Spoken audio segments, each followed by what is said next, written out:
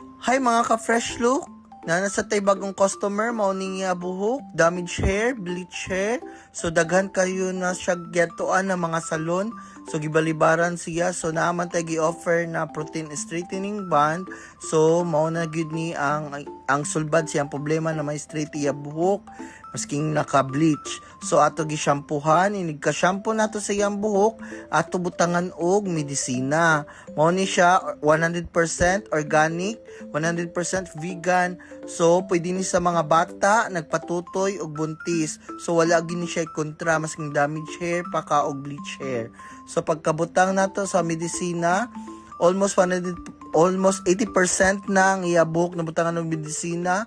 After ani, ato na ni siya butangan og silupin. Kani ato na siya putson kay aron maka-absorb gyud. So ibabad nato siya 1 hour to 2 hours kay para makita gyud kay wala man ni siya kuan, wala man ni siya kontra sa oras.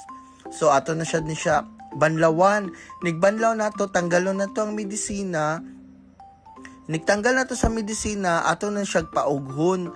So inikuga makita na gyud nato na naa na gyud siya kuan kanang result masking wala pa ni siya giplansya, giblower pa lang so nakita na nato na medyo ni straight na gid iya buhok, ato pa gid ni siya planchahon. So inigplansya nato, mao na ni siya kay heat activated man ni siya na medisina. So diya na makita ang result, inigplansya, inig 80%, mao na ni siya ang iya buhok. So pag 80%, sus nindot na mang gyud, straight na gyud.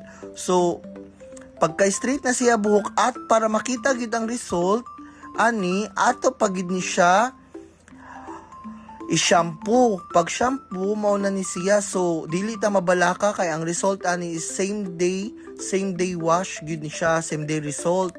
So ato shampoohan para makita gyud nato ang result gyud, instant gyud ni siya na makita straight niya iya buhok.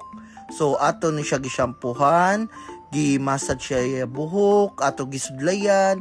So pagkahuman aning pag banlaw nato sa iya buhok, ato na ni siyang i-blower. So mao ni niya buhok, i-blower na nato. Pag blower nato sa iyang buhok, so makita gid nato na naagi siya kuan kanang effect na straight gid iya buhok masking sa pagblower lang gyud makita na gyud siya na wow, instant gyud ang iya pagka straight sa iyang buhok.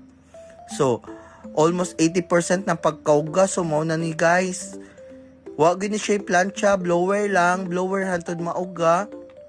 Inigugaan ni niya tanan part ato paughon para makita na tong result na straight gyud ang iyang buhok. So gi-blower na nato siya og maayo 100% blue dry.